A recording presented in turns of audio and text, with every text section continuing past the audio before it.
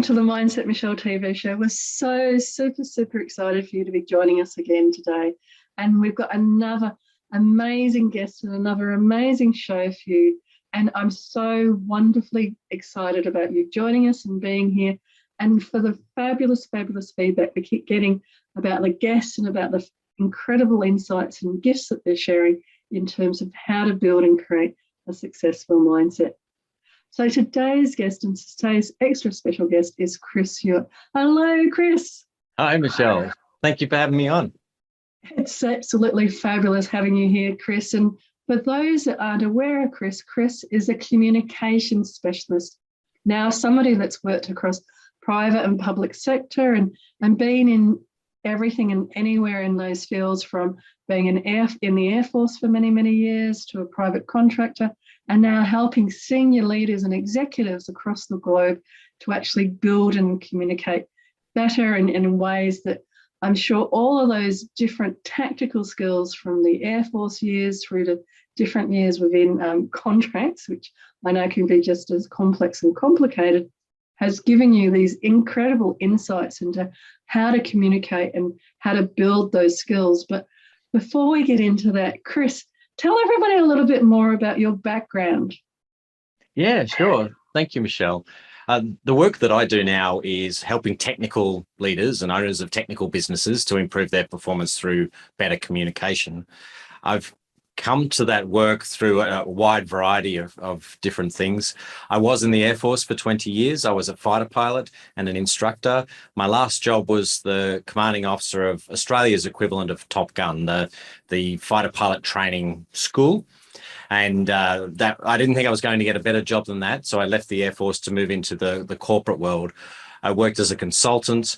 I worked in business development for a big international company where I was pitching ideas and winning contracts and also negotiating as well. So a lot of communication there that has a technical as well as a business aspect. But I'm also a poet. I work specifically in spoken word. So I write poetry to perform on stage, which I love doing.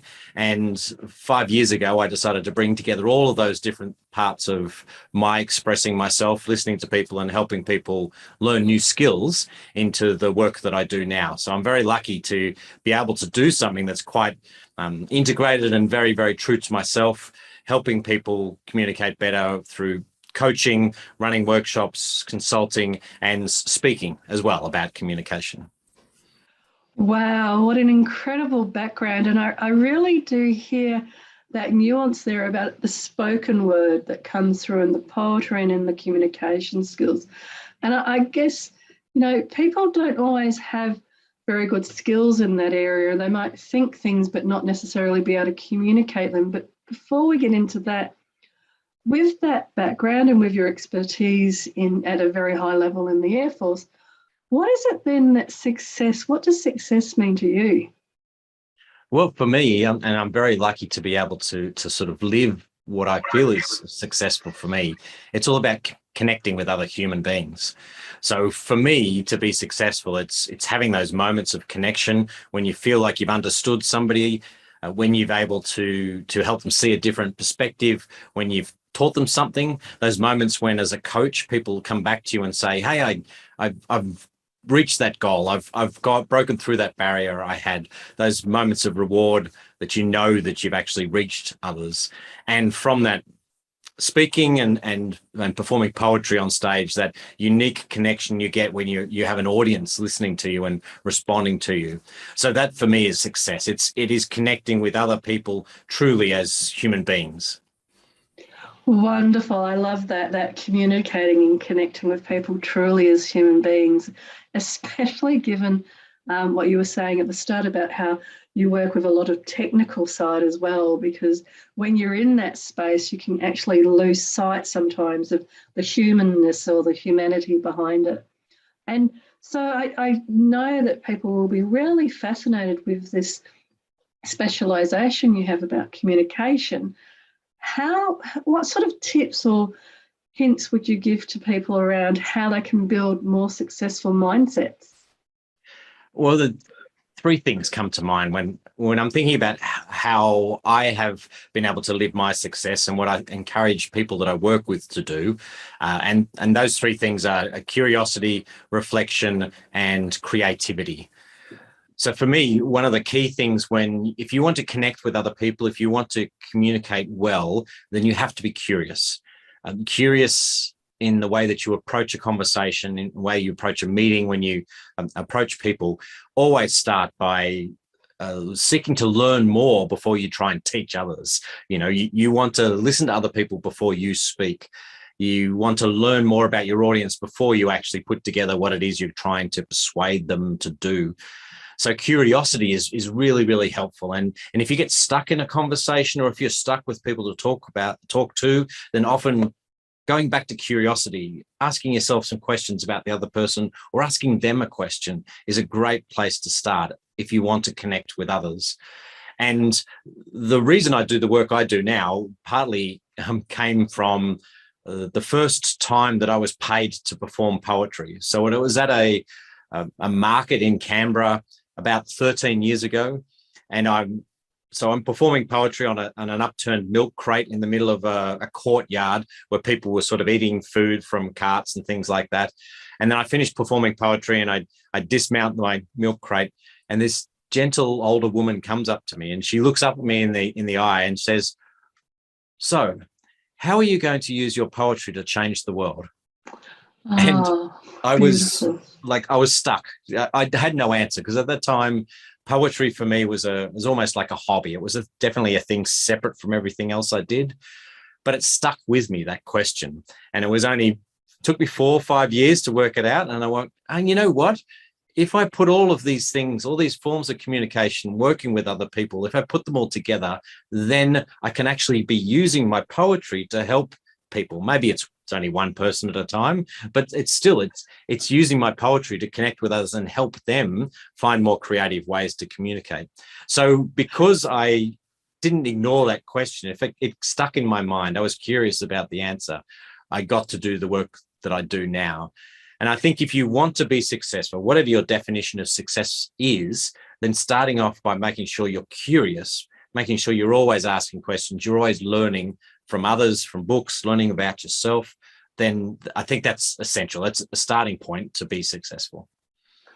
That's so true. And I really hear, and I really love that story that you were sharing around your journey into the poetry and the spoken word poetry, from that hobby side of things to being inspired by the lady at the market of how are you going to change the world. I think that that gift that you got given that day of how to step more and more into it. And it's interesting, up until I think it was it Biden's, was it President Biden when he was inaugurated, that they had the and I can't remember the lady's name, but the poet that got up and shared. It was really quite moving to have such a young lady, but also somebody sharing poetry.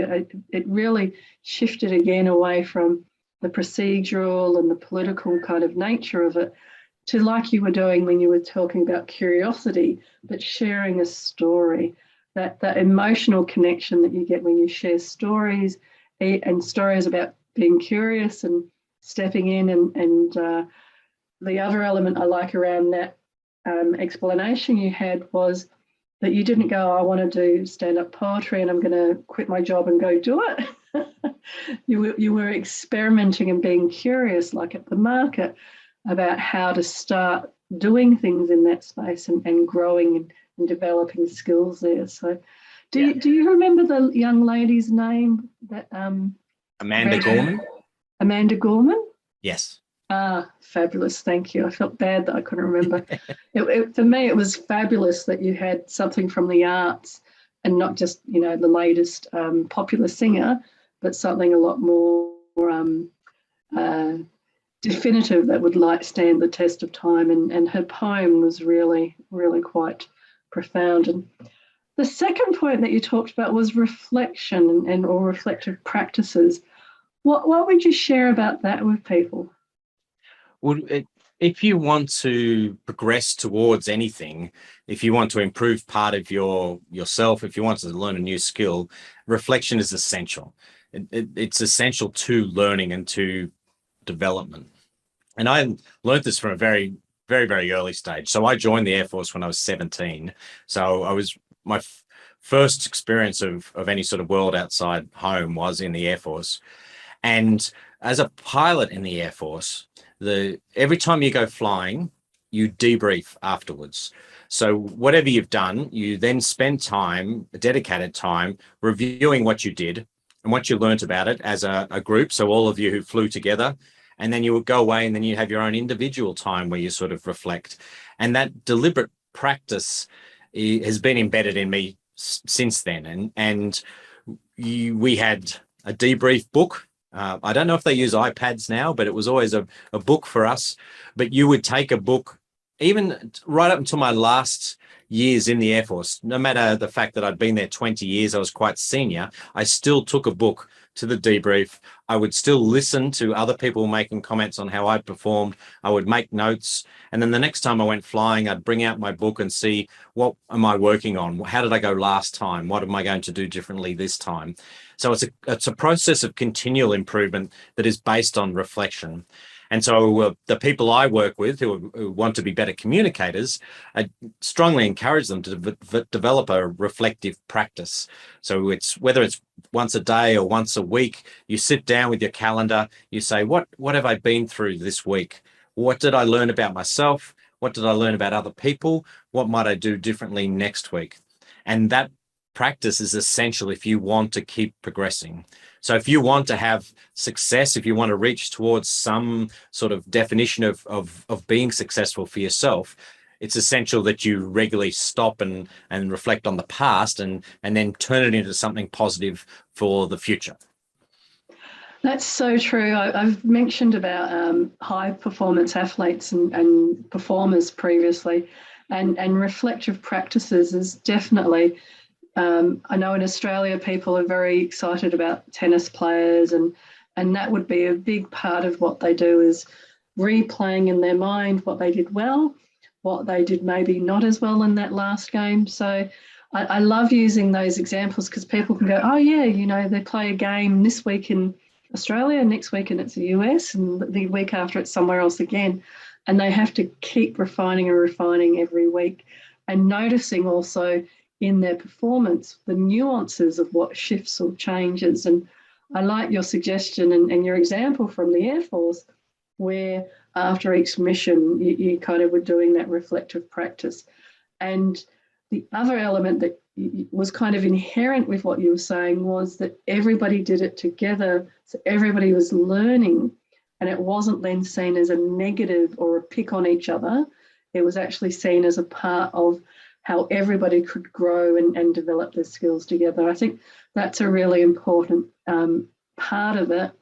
And I loved how you're saying that now with your communication clients, it's something that you get them to do, look back on the last day, the last week, the last year, and also in a similar way, their last performance. So if, and by performance, I mean going into their meetings or going into workshops, etc.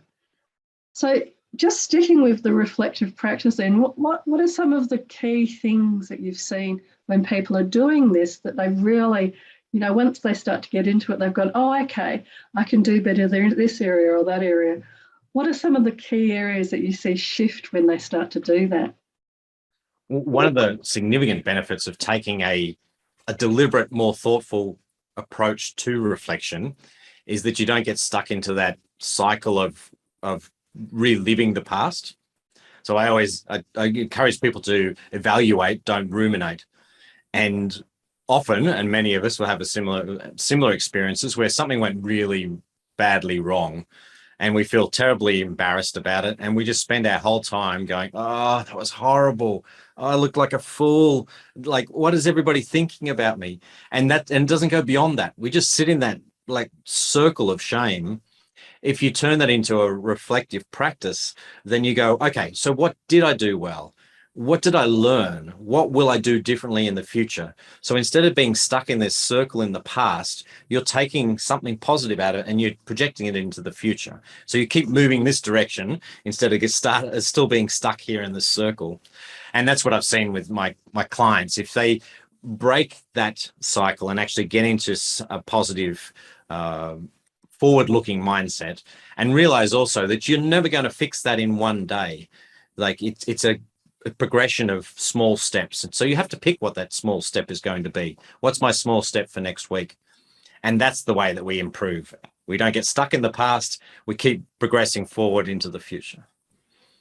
So such wise words about forward-looking mindset and evaluate, don't ruminate. I wrote those down so that I could make sure I reflected them correctly, because I think that that's really powerful stuff.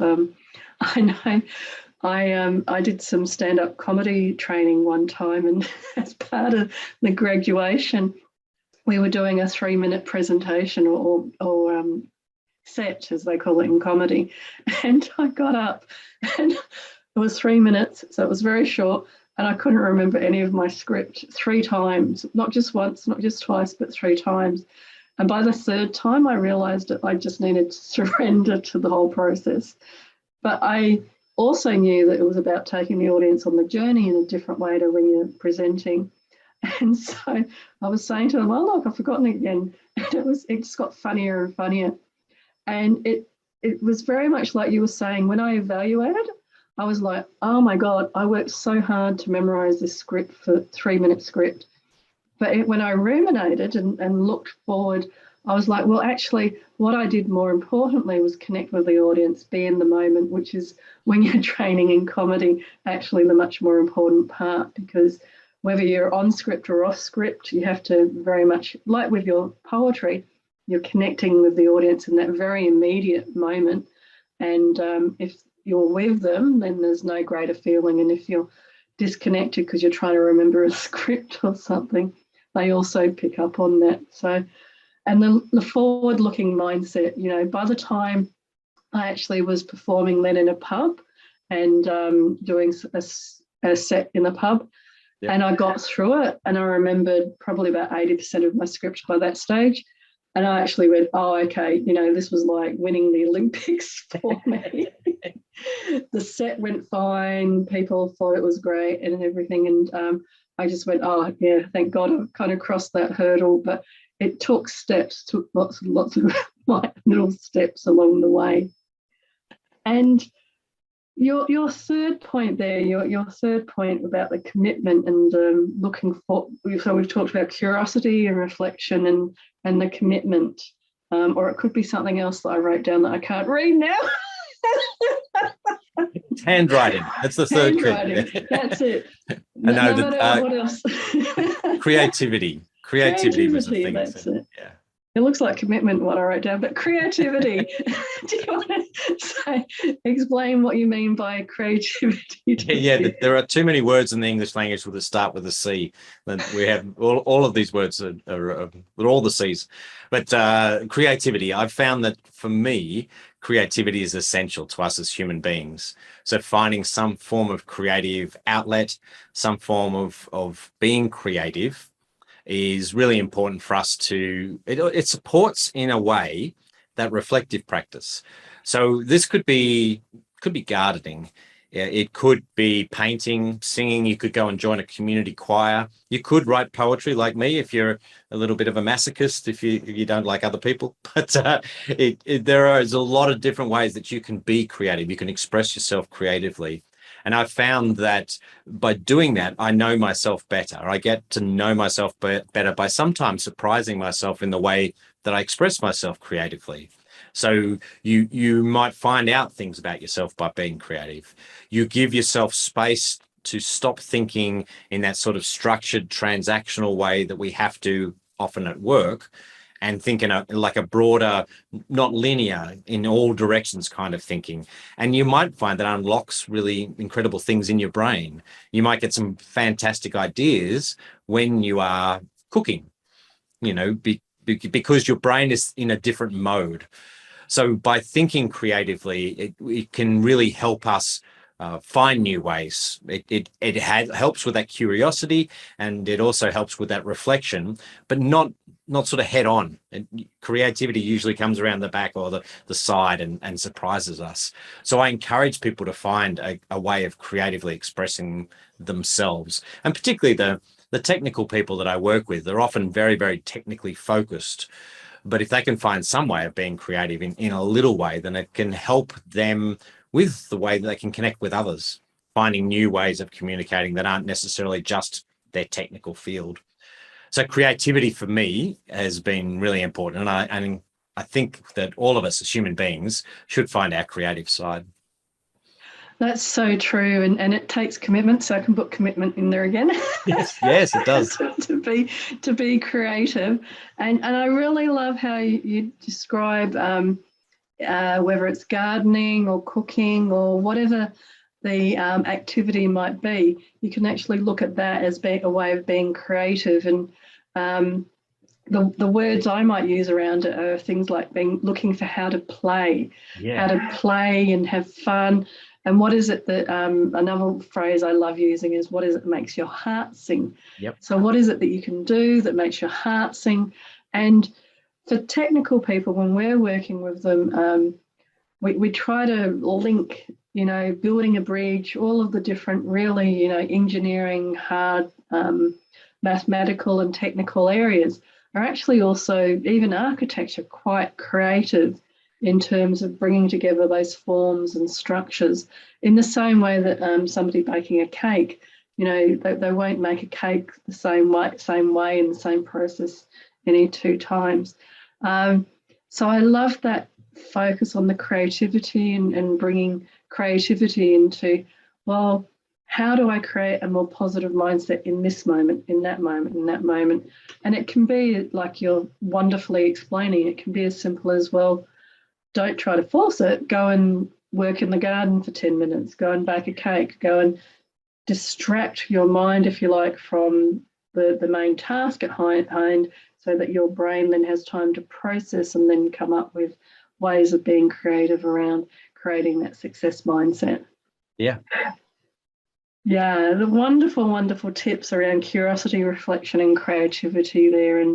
And if we were to bring them all together in some ways around creating that successful mindset, what do you feel like or think that when you were in the Air Force, and 20 years is quite a long time, helped you? I'm sure that there would have been far more difficult than in a civilian life, situations and times and environments. What helped you to then use these types of tools to keep having that positive mindset? Yeah, that is an excellent question. A lot of the way it worked in the Air Force, in some ways, was easier than outside the Air Force, because you have all of the structures that exist. You have a very clearly defined role. We have our own language. So you're all speaking the same language. You're all working towards the same objective. So in some ways, there was a lot more structure, a lot more context, that meant that communication was easier. The way you worked was simpler. Although sometimes the things we did were very difficult, those structures did make it a little easier. And I just wanted to say there as well, that reflective practice that we talked about, it was easier because everybody was doing it. So it wasn't like a nasty or picking on somebody, because you were all doing it. That group activity actually as well would have helped create that more and more positive focus on the mindset, because you're all literally doing it together. Yes, exactly. But there were times when we needed to be creative, so we needed to come up with plans. So creativity definitely helped. A curious mindset helped because we were often working with people from different countries. And one of the, having a very strict, not strict, but a very defined culture, language in the Australian Air Force was really helpful when you're working with people from the Australian Air Force. But sometimes it leads you to misunderstanding or doing something wrong with people from other countries, because they have a slightly different way of approaching things. So being curious about others, learning how they do things was really important when we were collaborating with other countries. And throughout my Air Force career, I was always doing something creative. So although I've been doing spoken word only for about 13 or 14 years, I have been writing poetry and other forms of creative writing my whole life. So doing that creative practice, that creative activity, also helped keep me positive and forward looking as well. So I definitely used all of these things, the curiosity, reflection and creativity, to contribute to my success in the Air Force, and have taken that into the work that I do now. Fabulous. And I like how I can appreciate that with the work and the clients and the leaders and others and technical staff that you help now with communication skills, that there'd also be a lot of that same discipline and approach to the work that you've built as those habits. And that would be very, very powerful, I think, for people, because of that lived experience that you bring when you're talking about all of these different ways to build that positive mindset, to keep going, to use simple tools. It's wonderful, curiosity, reflection and creativity, and intermix them so that what works at different times works at different times. Yes, yeah, exactly. Fabulous. And if people wanted to get hold of you to find out more about, especially, the slam dunk poetry, and actually, I don't think it's slam dunk poetry, it's just slam poetry. Slam poetry, yes. Slam poetry. Slam dunk poetry. The slam poetry or communication skills, I'm sure there'll be veterans and others that are in the workforce now that could also, relate to somebody like yourself that would be able to help with communication for career or life or whatever. So what's the best way of getting hold of you, Chris? I'm very active on LinkedIn, so people will find me posting regularly on LinkedIn. So feel free to reach out and connect with me. My last name is spelled Huet, which I assume will be somewhere on the screen, but unusual spelling. So look for Chris Huet on LinkedIn. My company name is Understood. So I have a website at understood.net.au, and I have a speaker website at chrishuet.com. Where did Understood come from? Where did the company name originate? I was looking for a name that reflected clearly what I do and the value that I offer to people. And I think being understood is our ultimate goal. We want to be understood. There's understanding others, that curiosity, that listening comes first, but ultimately you want people to understand you. So Understood was the name that I picked. Fabulous. And I know that you and I have crossed paths in the professional speaking arena, but what other areas do you and Understood kind of specialise in the technical space? Well, I work with leaders in engineering organisations. Asset management is another organisation, an organisational area that I've been working with a lot recently, and IT, cybersecurity. So it's often people who have that technical background. I also, because of my defence background, frequently work with companies that work with defence as well, and also with the services themselves. I have worked with the services. So they're the areas that I primarily work in, but I'm always interested in expanding to anywhere. And as communicating with other human beings, connecting with humans and being influential is essential pretty much to everyone's lives. There is a lot of area to go out and work with other people. Fabulous, that's great. And just finally then, I love asking people this question about if they were to give some advice to their younger self, what would that advice be? Don't avoid difficult conversations. Wow. Yeah, I think that's one of the hardest lessons. I don't know that I've still learnt, but I do know that putting off a conversation does not make it better. It will always be better to have that conversation than to ignore it. And I think that that's where that curiosity, reflection and creativity can really help again, and such simple and wonderful framework to take from today. So thank you so very, very much, Chris, for coming on the show today. Thank you, Michelle. It's been wonderful. I love these questions. It's something quite different. So I've really enjoyed it. Oh, fabulous. Yeah. I think with this focus very much on tips to help people with building their own successful mindset, I have the unique opportunity to showcase experts like yourself, but also in a very different way where it's very human, I hope, and very much an easy experience, Definitely. Yes. even if I write down commitment rather than creativity. And are you performing anytime soon with the poetry that we can do a quick plug? No, actually, the most of my creative effort recently has been writing a play. So, for the first time, I'm trying to write a play that has poetry in it. So that has been my creative focus. I don't have immediately any poetry performances coming up. Fabulous, but I'm sure that will change. And so please do connect with Chris on LinkedIn and follow him and his incredible career. And but for now, we've come to the end of the show for today. So thank you again, Chris, for being on the show. Thank you, Michelle. And thank you to all the viewers. It's been another wonderful, wonderful show. Hearing from so many different people. I really love being able to have a conversation with people like Chris and others to share how they have built and continue to live the skills and the habits that they're sharing around curiosity, reflection, and creativity in others, so that everybody can keep building those mindsets for success. But for now, from my heart to your heart, be great, be fabulous, and be you.